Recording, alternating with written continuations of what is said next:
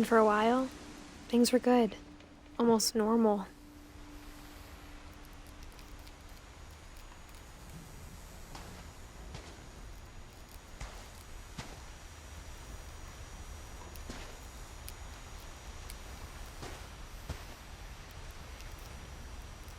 But it didn't last.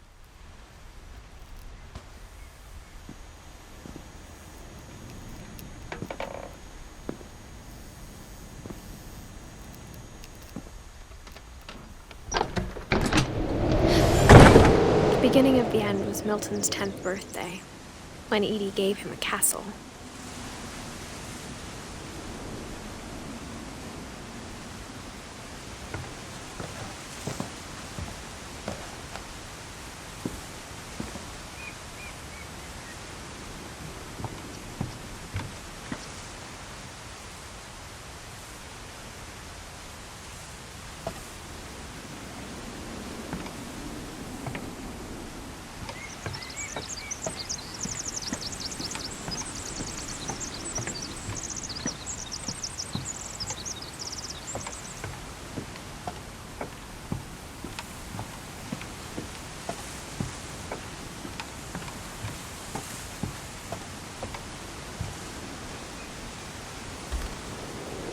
After Milton disappeared, the only thing he left behind was a room full of paintings.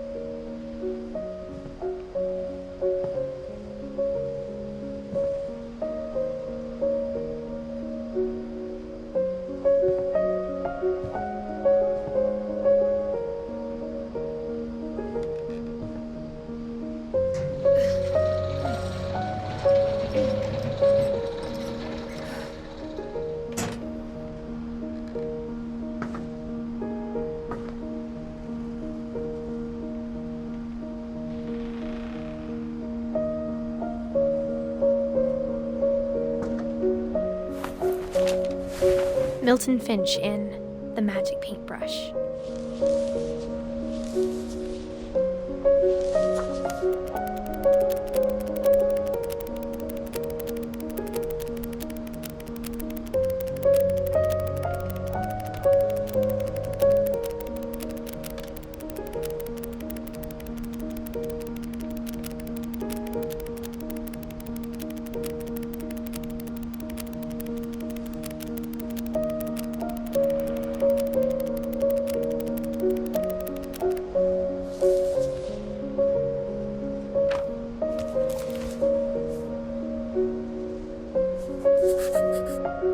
I was 4 when Milton disappeared.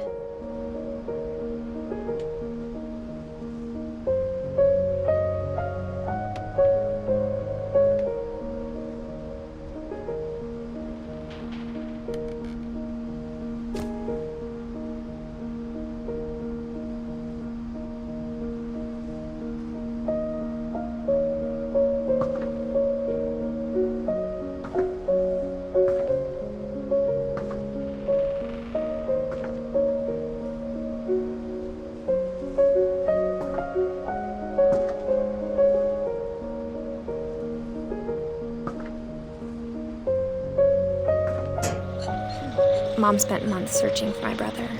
Then she sealed the doors.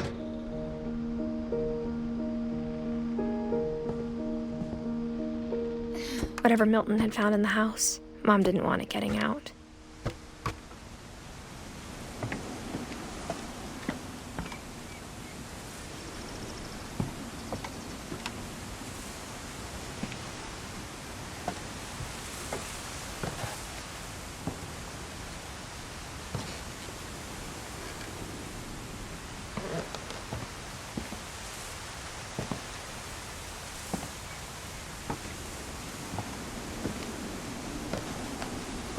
Mom definitely blamed Edie, but I think Louis blamed himself.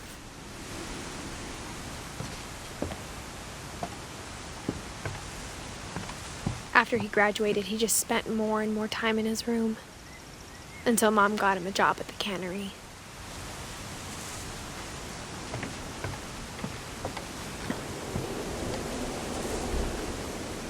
Everyone always told me to stay out of Lewis's room, except Lewis.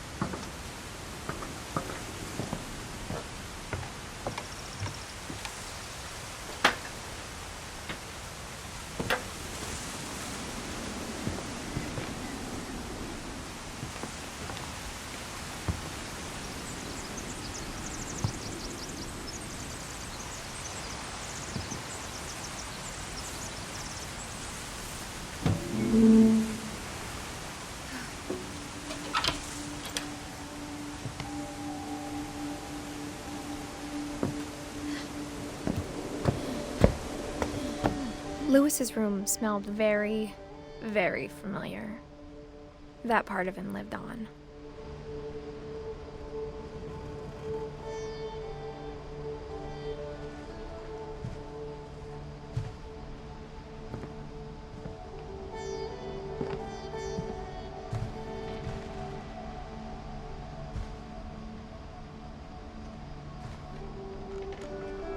Lewis and I spent a lot of time playing games together, but he was surprisingly bad at them. He died a lot.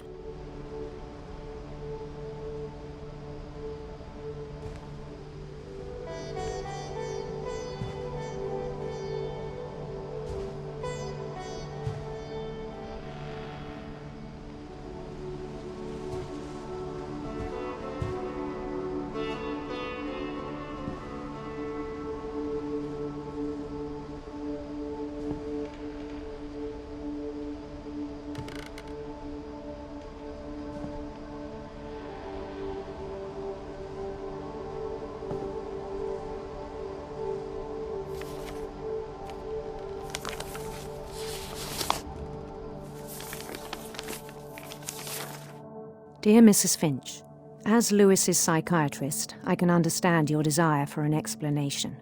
As I see it, the trouble began in January, shortly after we convinced your son to seek treatment for substance abuse. Newly sober, I believe Lewis first noticed the monotony of his daily life.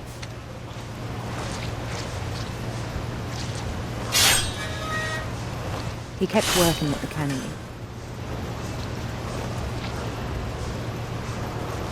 But he withdrew part of himself.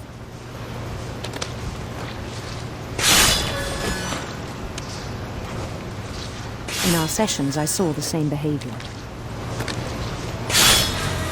His mind began to wander.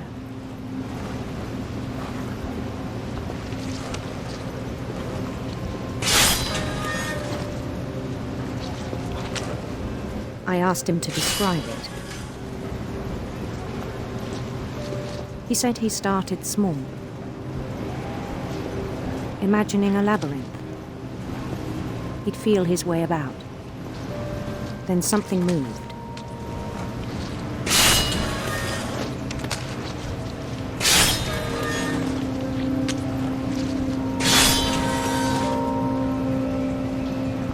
Bats.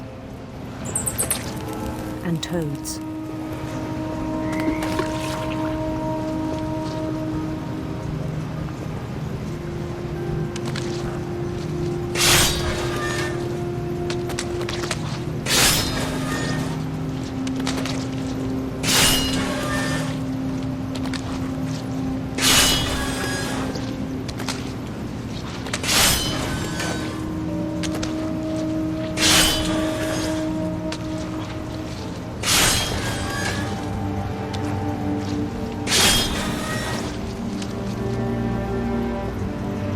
Things that have not names.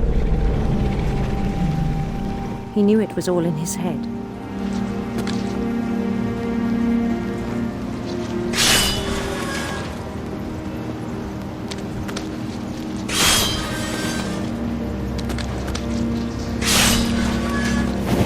took it very seriously. I had hoped he'd find himself.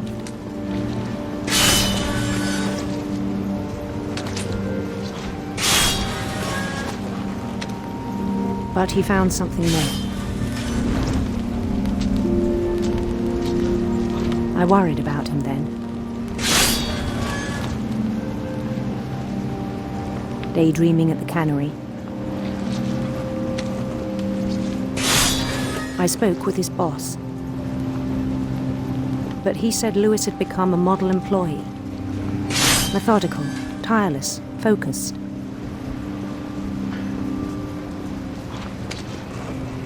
Like a whole new Lewis.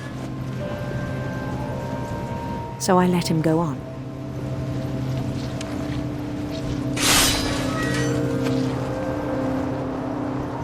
I even encouraged him. It seemed very promising at first. He told me he'd made a new friend.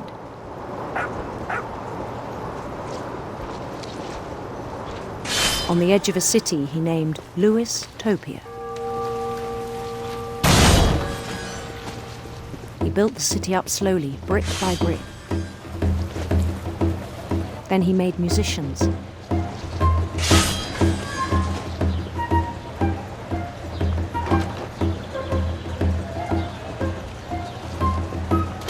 And songs for them to play. He talked about starting a band.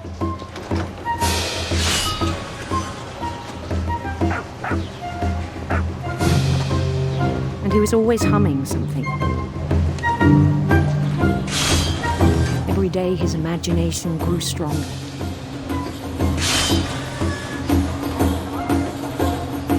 He no longer spoke at the cannery. But his chopping was as reliable as ever. Then one day it struck him that all the cheering crowds, even the stones under his feet, were all in his imagination, so he could do whatever he wished.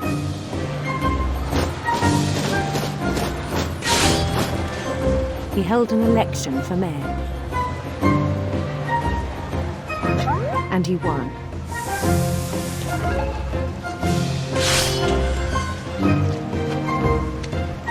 They begged him to stay, but his mind was already wandering. It became a game for him.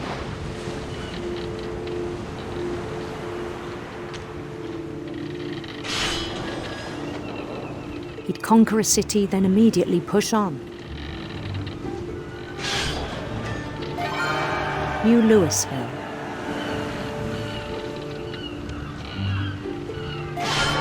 St. Louis.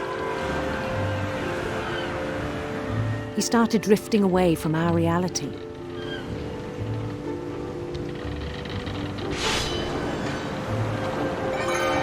Minneapolis, until one day he forgot to go home from the cannery. Even as his mother pleaded with him, part of Lewis kept sailing on.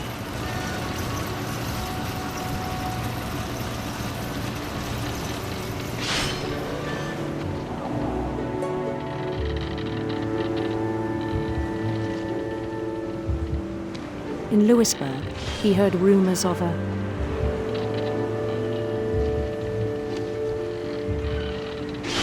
beautiful prince.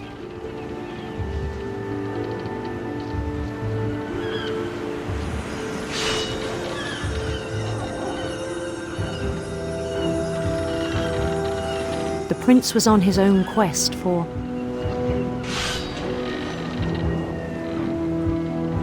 sinister serpents.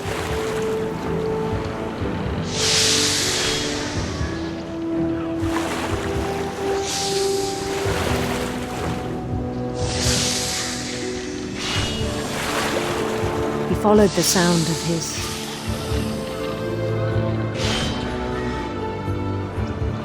silver harp.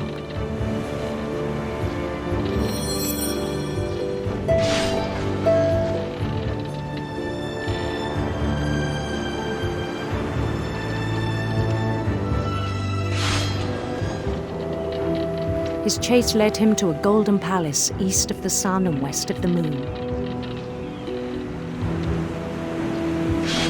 Even then, his logic remained sound. He knew the world was all in his imagination.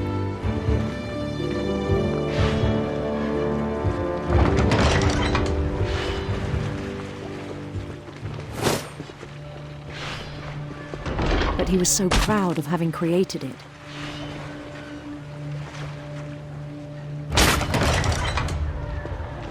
In his own eyes, he'd become something greater than a king.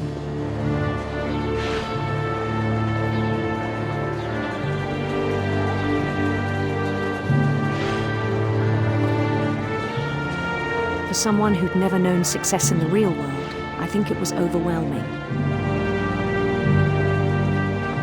And then it struck him that the real Lewis was not the one chopping salmon, but the one climbing the steps of a golden palace.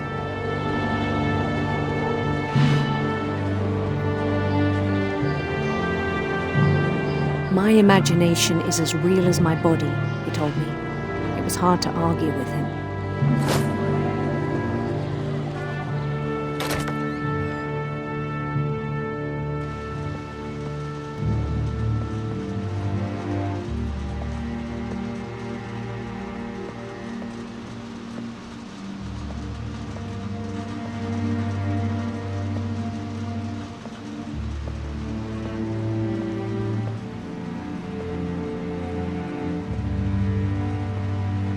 Began to forget the world we know.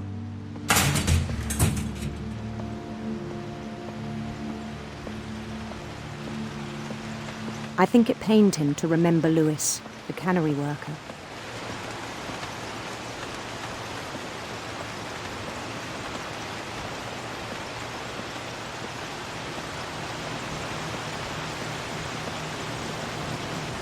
He began to despise the man with a royal contempt.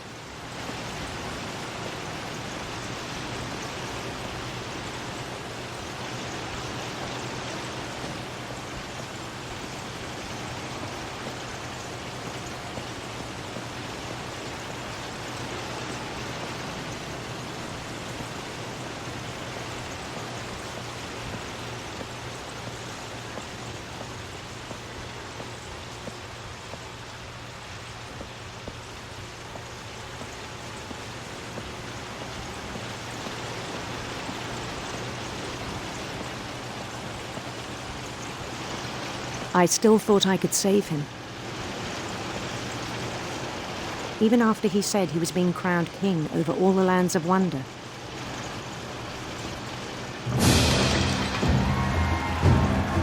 The palace would be packed with his companions.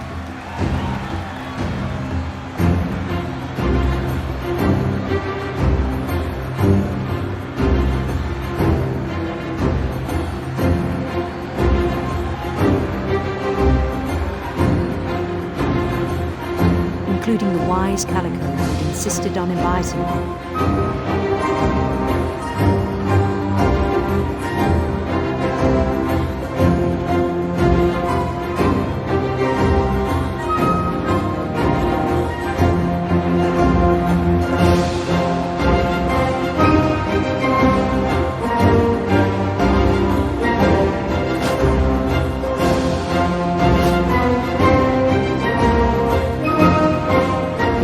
Waiting, holding his crown.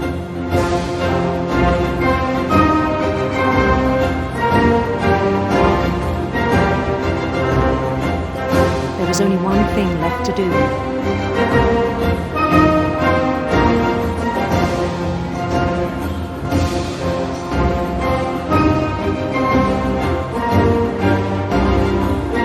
Bend down his head.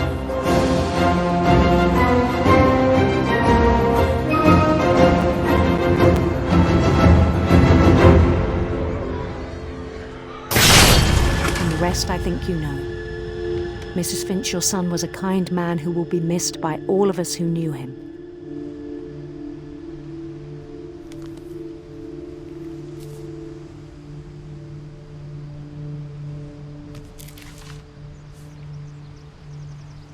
My brother was really cool. I wish you could have met him.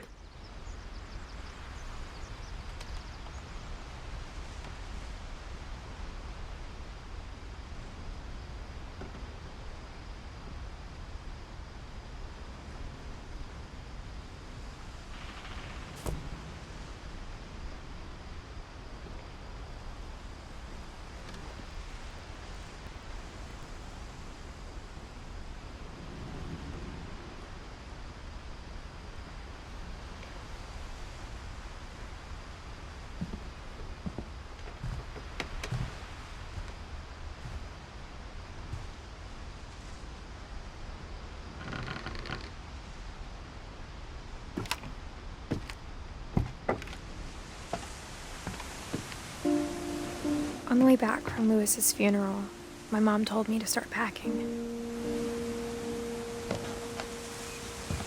She waited until the day before we left to tell Edie. I'm not sure if she wanted to make it easier or harder.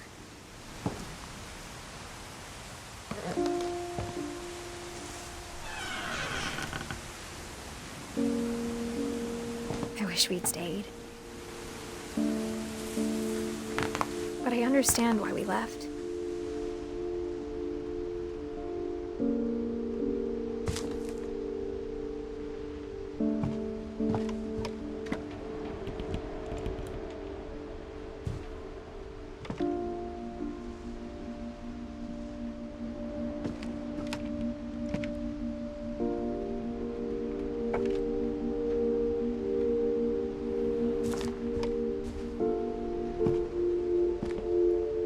My mom ended up leaving everything behind.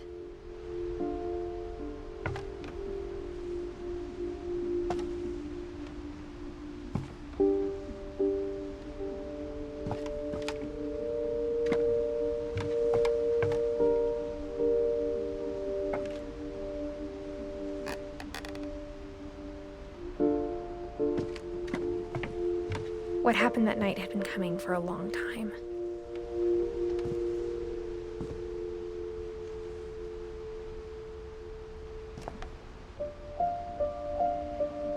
Maybe it should have come sooner.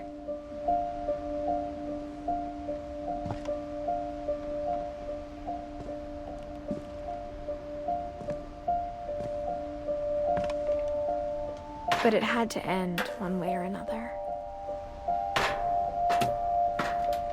All that's left now is to tell you about that last night.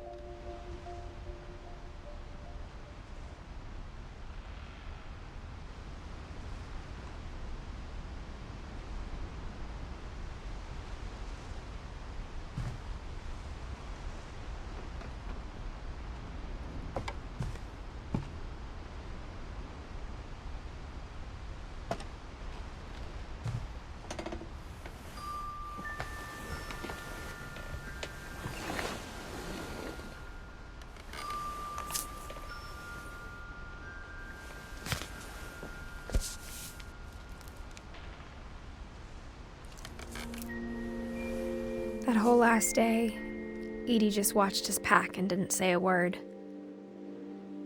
Until supper, when she raised her glass and said, "To our final night together, and all our final nights apart." Grandma, you know what I said about alcohol. Some of your medications are very Edith, specific. I left a present for you in the hallway. Why don't you go open it? The grown-ups have to argue now. I'm sorry, you're right. We're all leaving tomorrow. Let's just enjoy our last... I'm not leaving. Edith, you're excused.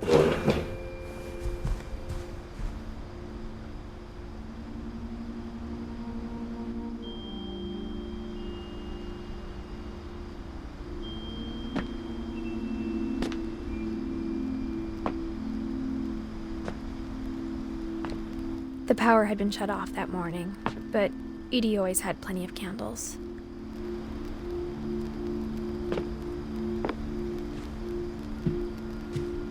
When my mom sealed the library, I don't think she knew about the other entrance.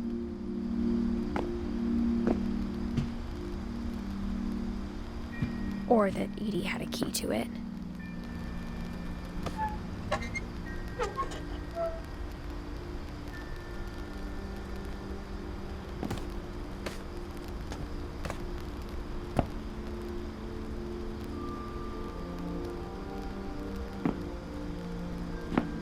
thing you're afraid of isn't going to end when you leave the house.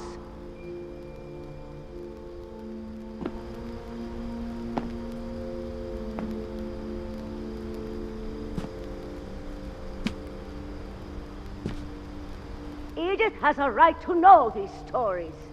My children are dead because of your stories. I think it's best if Edith and I leave tonight.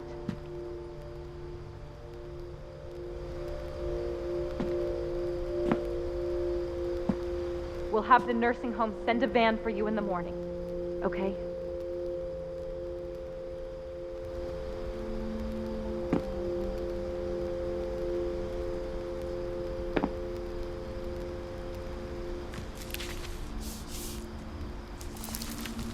Dear Edith, there's so many stories I wish I could tell you, but there's only time for one. This is about what happened on the night you were born.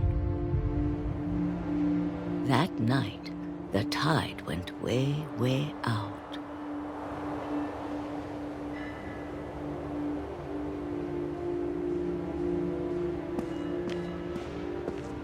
It was the first and last time I ever saw the old house aground.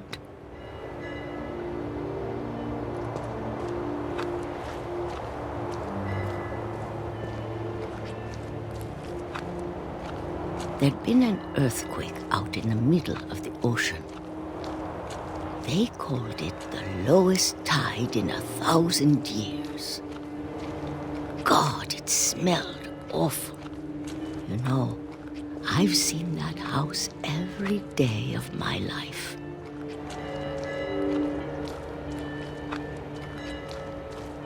But I never thought I'd go back to it. When the fog rolled in, I lost my way.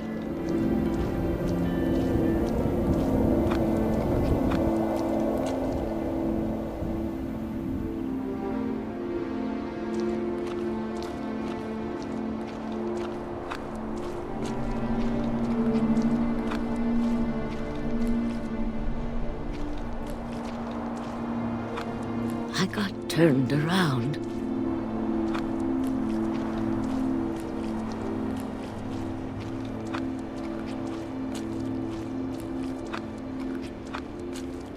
For a while, I wandered.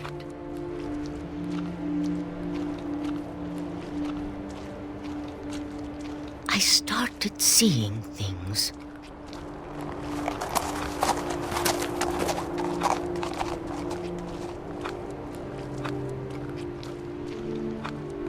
Things I'd forgotten had ever existed.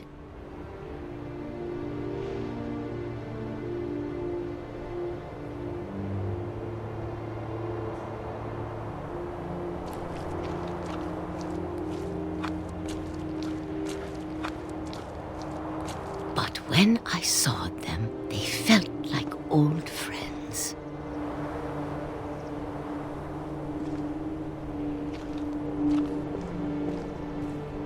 That night, a lot of things came back to me.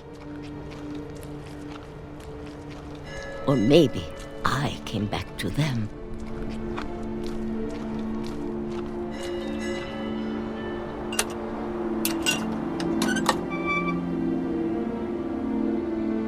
Things I can't explain, but that I need you to try and... Edith, what are you doing in here? It's mine. Edith! Mom, you're gonna rip it! Let go! I kicked and screamed, but Mom dragged me to the car.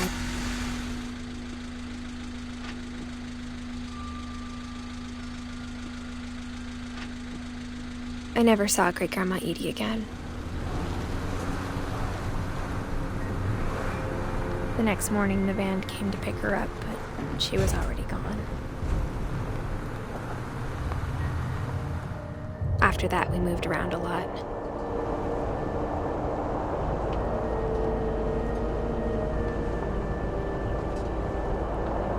We both tried to make the best of it.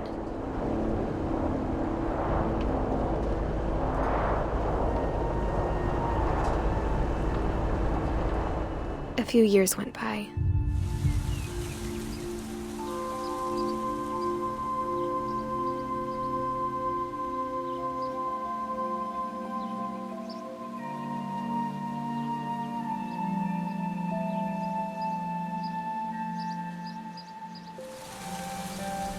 My mom didn't like to talk about it. But she started getting sick a lot. The rest happened pretty quickly.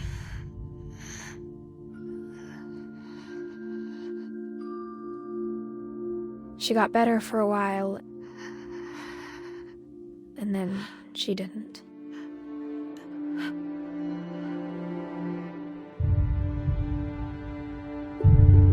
And then I was alone.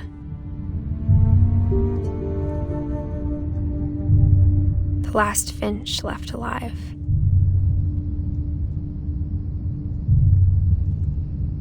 Until I found out about you. I'm still not sure what to tell you about all this. If we lived forever, maybe we'd have time to understand things. But as it is, I think the best we can do is try to open our eyes. And appreciate how strange and brief all of this is.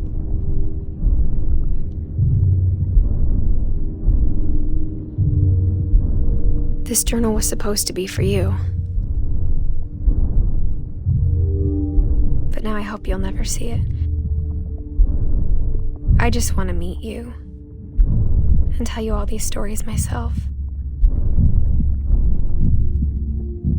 But I guess if you're reading this now, things didn't work out that way.